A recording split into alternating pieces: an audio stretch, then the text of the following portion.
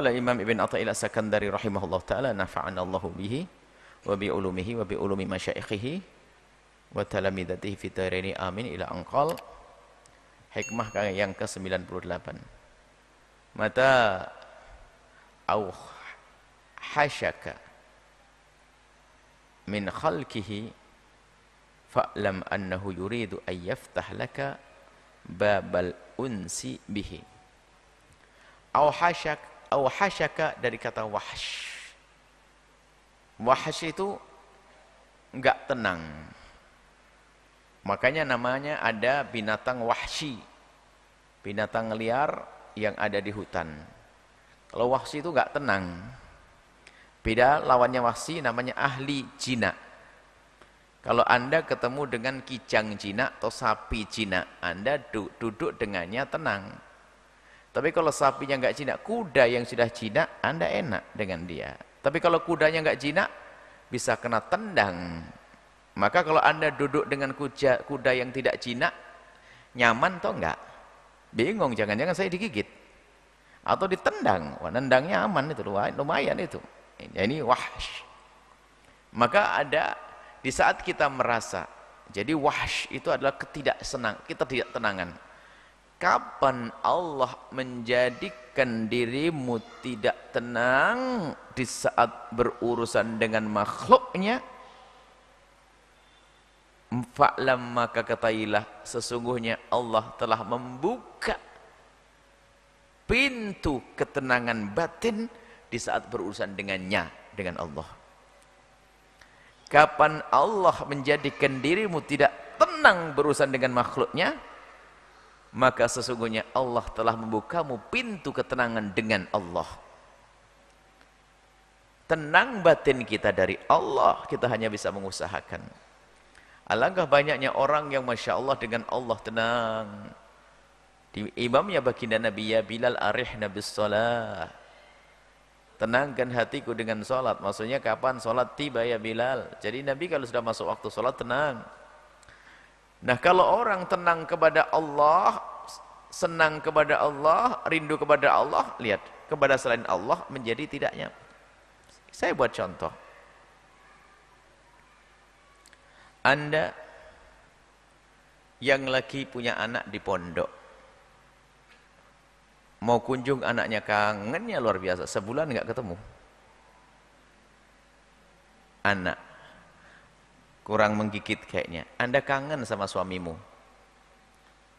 kangen sama istri, sebulan nggak ketemu. Masya Allah. Turun dari mobil, sudah masuk gang rumahnya, pengen buru-buru nyampe rumah. Ada orang ngajak ngobrol, Pak, Masya Allah, ini Masya Allah. Ayo, pikirannya di mana? Pengen buru-buru, jadi merasa wahsh. Biarpun ini orang yang sangat baik denganmu, mungkin ngasih duit, biarpun ngasih duit, tapi saya itu kangen sama istri saya. Iya, Masya Allah, terus gimana? Bisa nanti enggak kira-kira? Ketemu lagi bisa enggak? Kenapa kok buru-buru? Aku rindu kepada istriku. Makanya di saat tidak tenang di sini sebetulnya ada yang dituju, orang yang dicintainya. Maka begitu juga kalau kita dengan Allah, kalau rindu kita dengan Allah tinggi, maka lihat dengan selain Allah akan menjadi gelisah. Dan gelisah ini bukan berarti maknanya kita nggak baik berurusan dengan orang, salah, bukan begitu. Artinya saya buat contoh begini deh. Ibu yang ingin membuatkan, yang sangat mencintai anaknya. Anaknya kok seneng kue, tidak tahu kue apa yang paling enak disebut? Agar-agar atau roti kukus? Oke lah, terserah, apem. Baik, apem Jawa Timuran. Nah, Anda punya putra di pondok laki-laki, saya pengen biar semuanya seneng memondokkan anaknya. Anda ingin memasakkan kue, lihat, mau berangkat ke pondok. Karena Anda cinta kepada anak Anda, lihat, Anda berurusan sama kue ini untuk siapa? Untuk anak. Nah itu loh, sama. Urusannya dengan manusia untuk Allah, kayak gitu nanti pada. Urusannya dengan kue. Kue untuk anak. Anda mulai ngaduk sudah ingat anak, Masya Allah. Kira-kira kalau Anda sayang bener, bikin kue maksimal atau tidak? Paling enak kalau bisa. Yang paling bagus, dijaga. Kenapa? sambung demi anak, karena dia cinta buahnya ini. Dan serius dengan Masya Allah, dikukus dengan bagus apinya, jangan sampai gosong, pokoknya buat anakku. Tapi sebetulnya biarpun Anda melihat roti, ingat anak. Nah, itulah karena cinta kita dengan anak. Jadi serius dengan anak. Maka begitu juga, bukan berarti kalau sudah orang dengan Allah, dengan manusia jahat, enggak. Lalu Allah, afan, mohon maaf, saya tidak bisa denganmu karena aku sudah dengan Allah. Itu gila dia. Saya itu tidak senang kumpul manusia begini nih. Saya itu enggak tenang kumpul dengan manusia. Oh, sok banget dia tuh. Saya dengan Allah. Masya, saya sudah bosan saya kumpul dengan orang. Oh, enggak begitu, salah. Bikin roti yang benar untuk anak maksudnya. Kalau memang betul cintamu kepada Allah benar, akan kau perlakukan istrimu karena Allah. Dirawat yang benar, kayak bikin kue kukus tadi loh, masih ingat ya? Serius, tangani serius benar, ini istriku, ini suamiku, ini orang tuaku. Nah kan? Tapi di saat berurusan dengan orang tua, bukan mengharap waris atau tokonya ganti sertifikat atas nama dia, bukan. Akan tapi ingat Allah, Allah. Jadi kegelisahannya di sini. Kegelisahannya adalah begitu. Jadi tidak nyaman dengan manusia. Tidak nyaman dengan manusia bukan dia tidak berbuat baik dengan manusia. Justru dia akan semakin baik dengan manusia untuk menuju Allah Subhanahu wa taala. Nah, di sini maka kapan dirimu merasa tidak tenang dengan manusia, dengan hati dan pikiranmu, dan ternyata engkau biarpun dengan manusia langsung hatimu berpindah lagi kepada Allah, ngurusi istri, ingat Allah, pindah hatinya terus ke sana, berarti kan sudah nggak nyaman. Bukan nggak nyaman maksudnya kita tidak berbuat baik. Biarpun dengan istri sambung kepada Allah, dengan keluarga Allah. Dalam berdagang dia kelihatannya urusan dengan seorang pembeli yang sangat baik, dia mau belanja banyak dan sebagainya. Dia urusan dengan manusia. Dan dia maksimal karena apa? Dalam jual beli pun ada aturan, ada akhlak dan sebagainya. Jadi jangan sampai difahami dengan faham yang salah bahwasanya kalau sudah orang dekat dengan Allah, dengan manusia jelek, oh enggak. Ini maknanya jangan mata ohasyaka min khalqi. Kapan Allah menjadikan dirimu gelisah, tidak tenang dengan makhluknya, berarti Allah telah membuka dirimu untuk tenang dengan Allah Subhanahu wa taala. Maknanya adalah jika memang benar engkau dengan Allah, maka ketahuilah engkau tidak akan merasa tenang dengan manusia kecuali di saat engkau dengan manusia, maka yang ada di hatimu adalah bagaimana aku dipandang oleh Allah dengan baik dan Allah ridho, biarpun aku urusan dengan manusia. Karena kita urusan dengan manusia, dengan apapun, siapapun, jadi langsung ingat Allah. Tapi lihat yang tertipu apa? Ibu yang katanya mencintai anaknya. Tak tanya apa? Anaknya itu senangnya kue roti kukus. Roti kukus. Dan anaknya paling gak senang agar-agar. Rupanya sang ibu itu terkata, ibunya buat agar-agar. Ayo, buat agar-agar. Setelah buat agar-agar, ya sudah, biarin anakku tidak senang, lumayan. Biarin nggak senang, biar saya makan sendiri. Wah ini, ya kan? Biar memang saya sengaja bikin buat yang dia nggak senang. Lah berarti berhatinya nggak dengan dia. Berarti di hatinya dengan agar-agar untuk dirinya. Makanya ada orang dikasih mobil bukan dibawa kepada Allah. Dia lupa kepada yang memberi mobil, semestinya dipakai untuk menuju kepada Allah. Sama, akhirnya agar-agarnya dimakan sendiri. Semua orang tahu, cinta enggak dia dengan anaknya? Enggak cinta, dia enggak mau kalah dengan anaknya. Tapi biarpun dia enggak senang dengan roti kukus, cuman karena kesukaan anaknya, lihat. Dia ngerjakannya, Masya Allah. Ibu-ibu yang cinta betul sama anaknya, lihat. Serius. Nyicipi kadang-kadang dia muntah, nek, tapi tolong cicipi enak enggak? Kenapa kok enggak nyicip? Saya paling enggak suka. Tapi kenapa buat? Buat anakku, Allah. Itu perintah Allah, ibumu. Tapi ibuku kasar ya Allah, tetap ibumu. Roti kukus yang kau tidak suka, kayak gitu loh. Tetap dengan ibunya, ingat Allah. Tapi yang tertipu adalah dia dengan kuenya, tidak ingat anak-anaknya. Masya Allah. Anak kirim, biarin, makan kenyang lah. Ini gila. Lah kata Ibn Athaillah-Sakandari, ingat, jika pikiranmu di saat kau berurusan dengan selain Allah, kok tiba-tiba langsung berpindah kepada Allah. Hatimu di saat kau berurusan dengan selain Allah lalu nyambung kepada Allah, berarti kamu tidak jenak, tidak tenang. Itulah tanda Allah membuka untukmu ketenangan batin dengan Allah Subhanahu wa ta'ala. Itu yang diinginkan agar kita paham makna ini. Sekarang kita koreksi, kita urusan dengan khalqihi, makhluk Allah banyak. Manusia, ada istri, ada ibu, ada anak. Ada lagi harta yang Allah berikan kepada kita. Karena ada orang tertipu, lihat, ngumpulin duit. Masya Allah. Ngumpulin duit tapi tidak tahu untuk dibawa kemana. Mati pun nggak punya peninggalan. Sumbangan ke masjid juga enggak. Hanya dia punya mobil, punya gedung, punya istana banyak. Tapi mati nggak ada yang dibawa. Kenapa? Dia merasa nyaman dengan dunianya, maka dia tidak nyaman dengan Allah. Sehingga nggak berpikir bagaimana dengan Allah. Kalaupun dia ngomong Allah hanya sesaat-sesaat.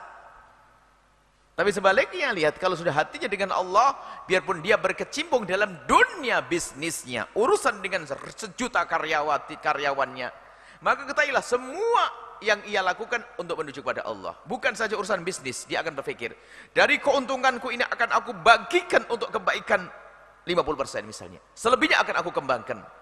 Tidak sampai di situ. Bapak punya perusahaan berapa karyawan? Saya punya perusahaan 5.000 karyawan. Oh, terus 5.000 karyawan saya pengen semuanya ahli sujud loh. Bukannya sekedar berbangga, alhamdulillah saya punya perusahaan dengan 5.000 karyawan. Itu kan biar dicatat sama untuk sombong-sombongan saja. Jadi dia merasa nyaman dengan sebutan karyawan, punya karyawan banyak atau punya perusahaan banyak. Akan tapi lihat, yang hatinya dengan Allah, dia selalu gelisah. Aku tidak ingin. Satu sisi ada kebanggaan mungkin bagi dia. Karena apa? Sukses di urusan dunia. Tapi ada kegelisahan dengan dunia. Aku tidak ingin gara-gara karyawanku ini aku masuk neraka. Tidak. Harus aku ajarkan sholat kepada mereka. Aku didik untuk menutup aurat. Aku. Lah ini. Maksudnya gelisahnya begitu maknanya. Aku diberi Allah kekayaan yang melimpah. Sayyidina Abdurrahman bin Auf. Ibaratnya tidak ada sebongkah tanah yang aku buka kecuali keluar emas. Nasibnya nasib beruntung. Ya. Nasibnya beruntungan. Ada kan nasib beruntung Abdurrahman bin Auf. Jadi rezekinya nggak bisa ditahan. Biarpun dia nggak keluar, saya tidak mau bisnis cukup. Orang datang ngirimin duit jualan. Memang nasib begitu. Nah, kalau orang semacam ini diberi Allah kekayaan, tapi bagaimana? Apa yang terjadi pada dirinya? Dimudahkan untuk kaya, selalu berpikir dengan kekayaannya untuk Allah. Maka dia bukan menikmati dengan dunianya. Alangkah banyaknya orang di saat mencari dunia ya untuk dunia. Berarti dia nyaman dengan dunia, tidak akan nyaman dengan Allah dia. Maka nggak akan sampai kepada Allah. Tapi orang kaya kayak Abdurrahman bin Auf, dia mendapatkan dunia, dia gelisah. Tapi dia tetap dicari. Karena ini sukses, perintah Allah, sunnatullah, mengambil sebab. Tapi dia gelisah, ada tuntutan. Ada tuntutan di hadapan Allah. Akan ditanya ini semuanya. Tapi dia tetap berjuang, kenapa? Dia juga mengerti kok, kalau orang banyak amalnya, juga banyak pahalanya. Nah sekarang kita semua koreksi diri kita sendiri. Jangan sampai memahami makna hikmah semacam ini adalah menjadi kita sama manusia pura-pura tidak baik dan sebagainya. Enggak, tidak nyaman itu adalah maksudnya apa? Tidak menjadikan hati pikiran kita hanya sampai di situ. Sehingga adalah aku mencintai istriku, aku mencintai saudaraku, enggak sampai di sini. Fillah, karena Allah. Kalau mencintai karena zatnya manusia rendah. Tapi kalau sudah karena Allah abadi, bukan saja di dunia tapi sampai di akhirat. Aku mencintainya karena cantiknya. 60 tahun peot. Berubah kan? Dulu waktu 17 tahun Masya Allah. Tapi 80 tahun hilang semuanya kan begitu. Bukan saja nenek-nenek, Anda pun sama kayak saya nanti. Ya enggak usah. Ya. Lihat, kalau hanya karena berubah. Tapi kalau cinta karena Allah, abadi sampai di akhirat nanti. Nah ini, kapan seorang itu merasa terus hatinya dengan Allah, maka dengan selain Allah pun menjadi tidak nyaman, tidak tenang. Inginnya dengan Allah, tidak berurusan. Dia dengan Allah, hatinya sudah dengan Allah. Dengan Allah. Maka dia urusan dengan suaminya, ya tetap maksimal dia. cuman dia selalu ingin jadikan urusannya dengan suaminya menjadikan Allah ridho. Makom tinggi, makom muraqabah. Makom muraqabah. Sehingga dia urusan dengan siapapun, dia langsung. Urusan kita dengan Allah kan urusan hati dulu, sebelum yang lainnya. Bukan berbasa-basi dan pura-pura, hati dulu dengan Allah. Nah ini, sama halnya dengan siapapun. Dengan manusia. Kalau kita memang mencintai manusia, seseorang tentu kita akan mencintai sesuatu yang akan menjadikan dia senang. Ini kan kaidah cinta kan begitu. Kalau Anda mencintai istri Anda, tapi istri Anda punya senang warna apa, Anda akan memberikannya kalau Anda cinta yang sesungguhnya. Begitu ya dengan Allah. Kalau kita memang mencintai Allah, maka kita akan melakukan sesuatu yang menjadi sebab Allah ridho. Dan kita akan menjauhi dari sesuatu yang Allah murka. Disinilah dosa yang kita lakukan, amal baik yang kita lakukan, lihat, kita akan hubungkan dengan Allah subhanahu wa ta'ala. Lah kalau orang sudah masuk makom yang seperti ini kira-kira, rasa senangnya dengan Allah, maka dengan selain Allah, urusan dengan manusia, dia akan berhati-hati dan waspada. Bagaimana agar aku tidak menyakitinya, tidak zalim kepadanya. Kenapa? Kalau aku zalim kepada manusia ini, Allah murka. Dikit-dikit Allah, Allah, Allah.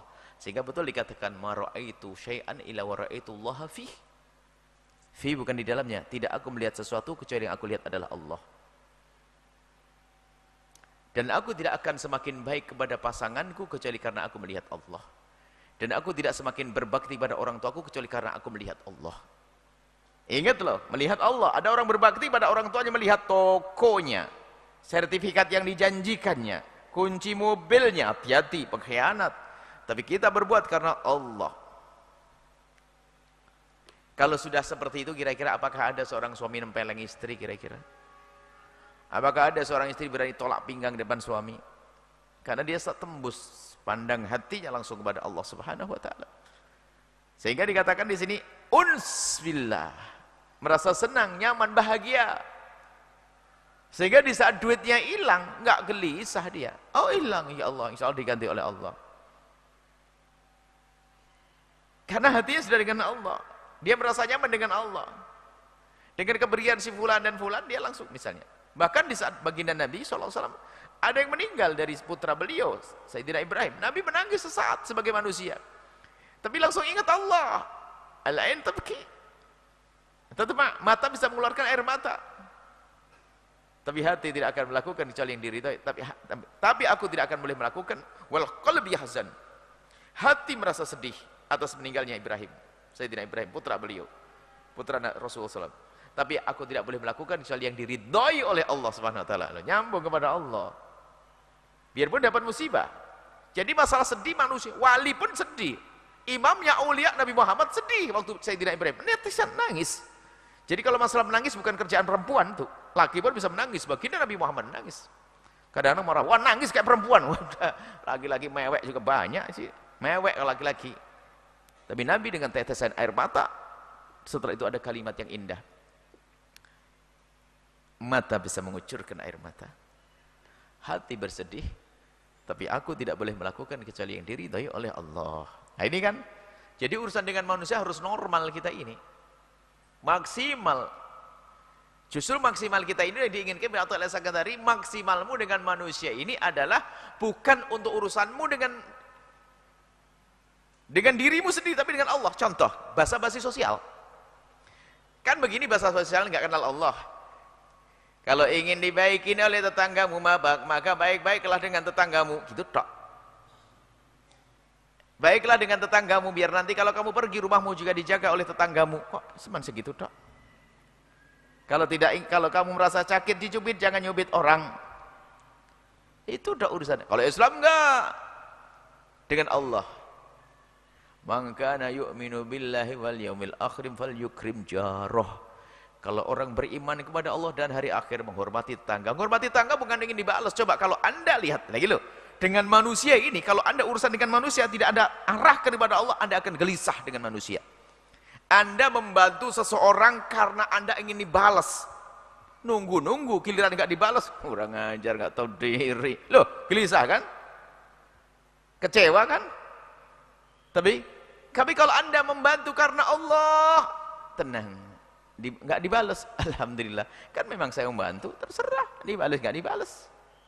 Kan saya memang mau membantu dia, bukan pengen dibalas sama dia. Karena sudah dengan Allah, ketenangan yang sesungguhnya. Dan hendaknya kita membiasakan kita seperti itu. Jangan berurusan dengan manusia hanya untuk kepentingan kita di dunia, akan tapi hendaknya untuk kepentingan di akhirat. Nah ini, makanya antara dunia dan akhirat. Jika engkau asyik berbicara tentang dunia, paling enggak senang bicara akhirat. Begitu sebaliknya, jika engkau memang rindu kepada akhirat, paling malas membicarakan dunia. Enggak bisa dikumpulkan itu.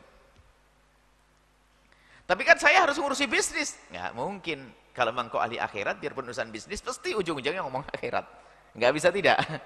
Wah berbicara, wah ini saya akan punya proyek besar. Ini target saya penghasilannya satu bulan harus berapa miliar. Dalam hitungan saya sudah oke. Cuman dia orang kenal Allah, ujungnya lihat tunggu. Terus Pak, kalau sudah untung untuk apa? Karena aku sudah punya rencana, aku bangun pondok ini, mengumrohkan ini, mau fakir miskin. Loh, beda aku sih. Ujung-ujungnya Allah. Nggak bisa dibawa kemana-mana, tetap kembali kepada Allah. Dalam segala keadaan. Jadi memaknai maqam muraqabah yang disebutkan dalam hadis Jibril, al-ihsan anta abudallah ka'annaka tarahu fa illam takun tarahu fa innahu yarak.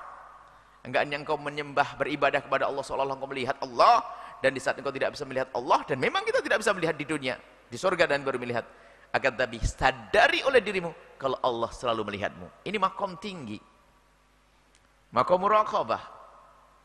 Cuman maqam muraqabah ini adalah kita merasa dilihat oleh Allah. Cuman ini akan ditingkatkan lagi, bukan begitu. Ini adalah tahqiq makna muraqabah tadi, bahwa kita membawa semua yang kita kerjakan dari urusan dunia kepada Allah Subhanahu wa taala. Nah, kalau sudah begini, orang punya kesadaran, nggak mungkin dia melakukan pekerjaan yang haram. Apakah bisa yang haram dihadiahkan untuk Allah? Nggak mungkin. Karena dia rindu kepada Allah. Mau bangun masjid nggak mungkin dengan duit haram. Kalau ada orang ingin membangun program kebaikan tapi dengan cara yang haram, bohong, nggak bakal diterima oleh Allah. Berarti dia nggak kenal Allah, dia hanya pengen disanjung manusia. Dia telah bersedekah banyak yang membangun masjid. Dari mana rezekimu Pak? Kok bisa bangun masjid segede itu, dari mana duitmu? Nyolong. Bohong kalau dia kenal Allah. Maka ini hal lain lagi. Kebaikan seperti apa? Sebuah kebaikan yang ingin engkau dapat, jika didapat dengan cara yang tidak baik, maka itu bukan kebaikan yang sesungguhnya, pasti bohong. Pernah kami buatkan contoh di sini, membangun masjid baik atau tidak? Baik. Tapi kalau ternyata pengurus masjid menggerakkan pemuda-pemuda agar masjid bisa cepat jadi karena Ramadan sebentar lagi tiba, agar bisa digunakan sholat tarawih, maka saya himbau kepada pemuda-pemudanya nyopet dan perempuannya melacur. Duh, ini bisa jadi masjid yang nggak bisa. Biarpun sebaik apapun tujuan, kalau caranya nggak benar, nggak bisa nyampe kepada Allah. Nah ini loh, di sini sampai di sini. Maka kalau memang orang dengan Allah, kedekatanmu, rasa senangmu dengan Allah akan menjadikan urusanmu dengan dunia itu tidak tenang. Mau tidak mau harus aku jadikan untuk Allah biar tenang, gitu loh. Mau tidak mau akan aku jadikan untuk Allah biar tenang. Bisnis karya, punya jabatan. Aku punya jabatan sekali, belum tentu tahun depan aku 5 tahun yang akan nanti angkat lagi. Cuman hatinya dengan Allah, aku nggak mau tahu. Pokoknya akan aku jadikan jabatanku untuk Allah. Untuk Allah. Kelihatannya dia pakai mahkota, mungkin seorang raja. Tapi dia pikirannya mana? Untuk apa? Allah. Lalu bagaimana? Menyelesaikan program-program yang baik untuk Allah. Nah, kalau sudah begitu kan indah sekali. Baik. Mari kita kembali kepada diri kita sendiri. Min khalqihi, makhluk Allah. Apa yang ada di kiri kananmu? Ada ayahmu, ibundamu, saudaramu, istrimu, anak-anakmu, pembantumu. Lihat. Jangan kau berbuat dengannya hanya untuk urusan dunia dan kesenanganmu saja. Tapi ingat, kerjakan itu semua untuk sampai kepada Allah Subhanahu wa taala. Jadi jangan merasa tenang dengan urusanmu dengan dunia. Akan tapi jadikanlah urusanmu dengan dunia ini kayak engkau duduk dengan kuda takut ditendang. Kuda yang wahsy tadi. Kuda yang ganas tadi, takut ketendang. Lalu bagaimana? Aku akan urusan dengan dunia akan aku bawa kepada akhirat. Biar jadi tidak merasa nyaman dengan dunianya. Dan itu semuanya bisa dengan upaya-upaya. Makanya itu perlu dilatih, kata Ibn Athaillah As-Sakandari, dari awal melatih semacam ini. Melatih bagaimana dari awal mirip-mirip hikmahnya, mirip-mirip tapi ada perbedaan. Hari ini lebih tajam lagi bahasanya gitu. Urusanmu dengan manusia jangan hanya untuk manusia dan dirimu sendiri. Harus itu kau libatkan Allah Subhanahu wa taala. Dan ini juga yang sering kami sampaikan. Kalau Anda ingin melakukan sesuatu, libatkan Allah. Siapa di antara kita yang selalu ingat Allah? Contoh, Anda akan bekerja di kantor Anda. Atau Anda ingin membuat proyek, libatkan Allah di dalamnya. Proyek. Kalau selama ini kan kita melibatkan Allah kan sudah akhir. Untung baru bayar zakat, kan gitu. Untung baru bayar zakat. Ini. Iya kalau ingat bablas. Tapi kalau dari awal Anda, saya akan buat toko. Dalam perhitungan yang mengajak bisnis saya, setiap bulan akan ada keuntungan 5 juta rupiah per bulan. Oh, jangan ragu, langsung. Jika nanti ada 5 juta rupiah, akan aku dermakan 1 juta. Masukkan Allah di sini. Bukan nanti ya. Jadi sudah diniatkan. Sehingga langkah kita di saat bekerja itu ada Allahnya. Ada bagian untuk Allah. Kalau seandainya nanti, ya ini usaha nggak akan bangkrut selamanya. Kalau seandainya usahamu berhasil, engkau ingat dengan janjimu, beruntunglah engkau berderma 1 juta rupiah. Kalau ternyata usahamu bangkrut, apa yang terjadi? Allah Maha tahu, sudah dikasih pahala karena niatmu sudah baik. Kan nggak pernah rugi selamanya. Makanya melibatkan Allah itu penting. Dan tolong koreksi diri kita sendiri, nggak usah ngereksi orang. Jika kita masih sering berbuat baik tapi dengan cara yang haram, ketahuilah kekeroposan kita, nggak kenal Allah itu.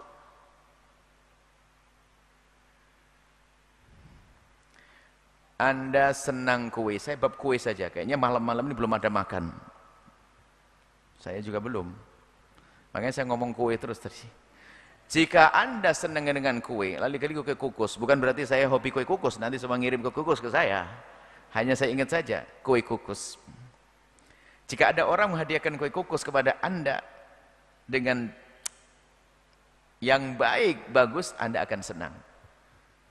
Tapi kalau dengan sengaja mengirim kue busuk kepada Anda, kira-kira apa yang terjadi pada diri Anda? Kurang ajar, kau menghina saya. Sudah tahu ulat kue buruk. Innallaha tayyib. Allah Maha baik, bersih, bagus, tidak akan terima kecuali yang baik. Lah kok bangun masjid dari duit haram tuh untuk apa? Memang Allah mau terima? Enggak diterima oleh Allah. Benahi usahamu dulu. Ini loh, sering orang terlena begini. Sampai ada yang memastikan kalau memang ada orang berbuat baik dengan cara yang haram, bisa dipastikan dia tidak ikhlas. Karena dia tidak kenal Allah. Orang berbuat itu kan karena kenal Allah. Saya ingin dapat ridho dari Allah. Lah ini kambing busuk kok saya berikan kepada seorang, orang itu akan marah dengan saya kalau itu manusia. Oh, ini sudah tahu barang haram kok diberikan kepada Allah. Allah enggak terima itu.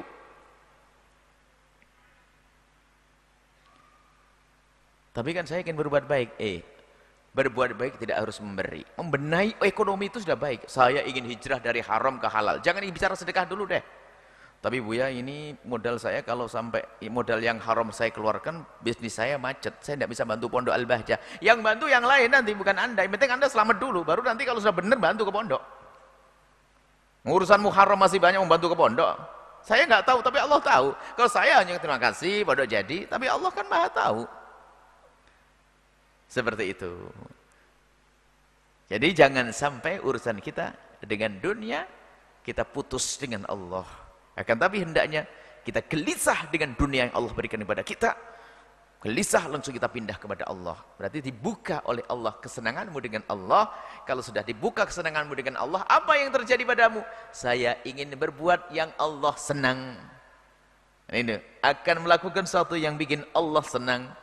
Di saat aku berurusan dengan makhluk Allah pun, aku akan urusan dengan makhluk Allah agar Allah senang. Aku dengan ibuku agar Allah senang. Aku dengan istriku agar Allah senang. Aku dengan pembantuku agar Allah senang. Unus billah, merasa senang dengan Allah Subhanahu wa taala. Seperti contoh kue yang Buya sebutkan tadi. Intinya seperti itu. Mari kita berbenah semua dari kita. Jangan terus berlarut dalam keharaman. Biarpun Anda niat baik, bangun masjid pakai duit ngerampok nggak sah. Bantu pondok tapi dari rizki yang haram nggak diterima oleh Allah, maka lebih baik benahi usahamu agar bersih halal, dimakan anak-anak jadi hidup, jadi pahala, Anda jauh dari dosa. Ini saja yang bisa kami sampaikan. Wallahu a'lam bishawab.